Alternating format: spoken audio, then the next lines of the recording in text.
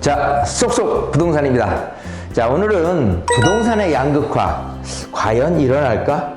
궁금하죠? 과연 양극화 계속해서 지금 더 심화되고 있다고 생각했는데 과연 그 양극화가 더욱 심화되느냐, 정말 양극화가 일어날 거냐에 대한 궁금증에 대해서 오늘 설명을 드리도록 하겠습니다. 자, 학력 인구 감소로 인한 쇠퇴해가는 지방대라는 기사를 읽은 적이 있습니다. 2010년대에 들어서면서 그동안 재정적인 문제나 학사 운영, 그리고 학내 비리 등이 복합적으로 작용해서 일부 대학이 폐교를 당했지만 2020년 이후 앞으로는 갈수록 줄어드는 이 학령 인구로 인해서 한계에 달하는 신입생 모집이 결국은 폐교에 영향을 미칠 것이다 라고 합니다. 자, 이미 2020년대 들어서 입학 정원 대비 대학 진학 고려 대상자 18세 이내 학력 인구가 적어지는 현상이 가속화되어 가고 있는 이 대학가에서 폐교 쓰나미라는 소위 더욱 이런 부분이 더욱 심해질 것으로 예상됩니다. 자, 이와는 대조적으로 서울을 포함한 수도권 대학들은 아직도 이 학생부 종합 전형의 입시 경쟁률은 평균 10대 1을 상회하고 있으며 논술 전형의 경우 평균 경쟁률이 약 24대 1 정도입니다. 이 대학교도 서울과 지방의 간극은 이미 벌어져 있고 더 벌어지고 있습니다.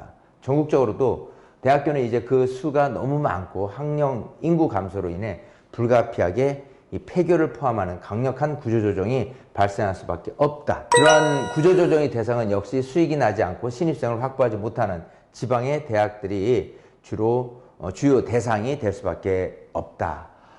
대학교에서는 이미 빈익분, 부익부 현상이 일어나고 있는 상황입니다. 자, 부동산에 관한 얘기를 하다가 갑자기 대학 입시에 대한 언급을 하는 이유는 초등학교에서 고등학교까지 교육 상당 부분 비중을 차지하는 것이 대학 입시이고 이것 때문에 소위 명문 학군 및 학원가가 생겨나면서 부동산 가격에도 상당한 영향을 준다는 점입니다.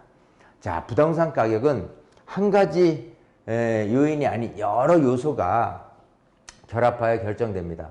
자, 우리가 말하는 소위 입지라고 말하는 것도 사실 단순한 위치에 대한 것이 아니라서 경제, 사회, 문화, 교육적 요소가 복합적으로 작용하는 융합적인 측면이라고 할 수가 있습니다. 자, 현재 우리가 서초, 강남구의 이 아파트의 가치를 높게 평가하는 이유가 단지 강남역이라든지 삼성역에 이르는 테헤란로에 위치한 업무지와 가까워서 그러는 것이 아닐 겁니다. 강남과 소초는 서울의 명문대학교 진학률이 높은 고교 이 8학군과 이를 뒷받침해주는 학원가가 유명합니다. 자, 그래서 전세 가격이 높고 그에 따라서 매매 시세 또한 높습니다. 자, 이러한 교육적 가치와 더불어서 강남은 의사, 변호사, 대기업 임원이라든지 사업가 등의 대규모 자산과 현금을 가진 사람들이 많이 거주를 합니다. 여기에 법원, 검찰청 등의 사법 및 사정기관 등이 위치해 있고요. 또 이렇듯 강남에는 경제, 사회, 교육 등의 중심지로서 타 지역보다 여러 가지 면에서 우위에 있기 때문에 부동산 입지로서도 탄탄한 위치를 점하고 있습니다. 자, 그렇다면 학령 인구가 감소하는 차원이 아닌 앞으로 저출산에 기인해서 인구가 실제로 감소할 경우 서울의 강남 등 아파트 가격 강세 지역이 앞으로도 유리한 위치를 계속 유지될 수 있을 것인가? 정답부터 말하면 당분간은 그렇다라고 말을 할 수가 있겠습니다. 앞에서도 언급했듯이요. 학령 인구 감소로 지방들은 시간이 가면 갈수록 경쟁력을 잃어갈 것입니다. 소위 지방 국립대 중에서도 분명 신입생을 다 받지 못해서 폐강되는 학과도 생겨날 것이고요. 서울에 몰려있는 인서울대학교로 학생들이 계속 입시의 문을 두드릴 것입니다. 자, 그 이유는 좋은 학교를 진학해서 열심히 공부해서 졸업하고 그 취직도 잘하고 돈을 잘 벌려고 하는 것은 인간의 자연스러운 본능이기 때문이라고 봅니다. 그렇기 때문에 요새처럼 대졸자들이 중견기업 이상 대기업에 취직하는 것이 정말 힘든 시대에서 상대적으로 취업률이 그리 높지 않은 지방대 수요가 크지는 않을 것입니다. 부동산도 마찬가지입니다.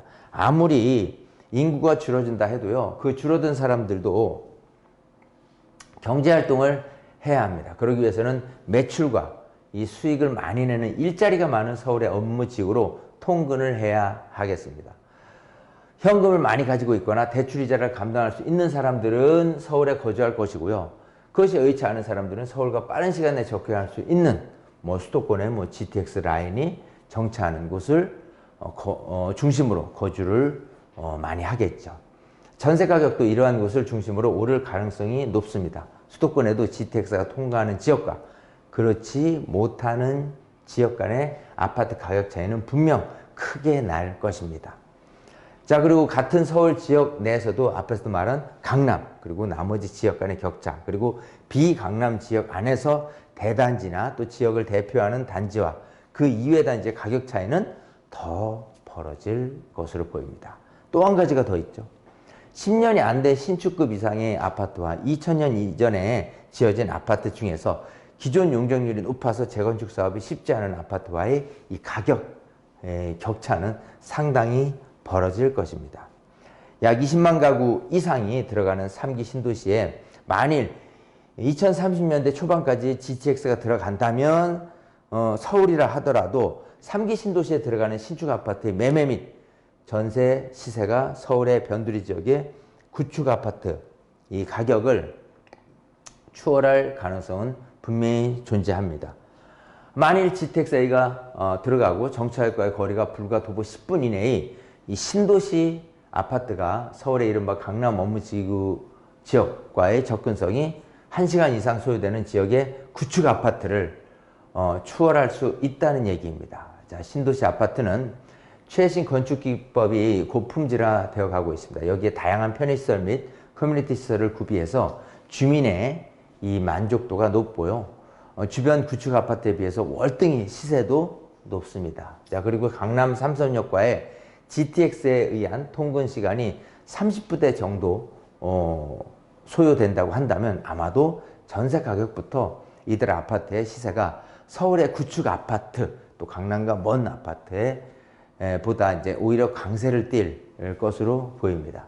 이 삶의 편의성으로 볼 때 30대 이상의 물리적 거리 혹은 교통 접근성을 매우 따지는 이 젊은 가정들은요, 가면 갈수록 슬럼화되어 가면서 재건축이 되지 못하는 초건축 아파트보다 교통 접근성이 편한 신도시 아파트를 선택할 가능성이 충분히 있습니다.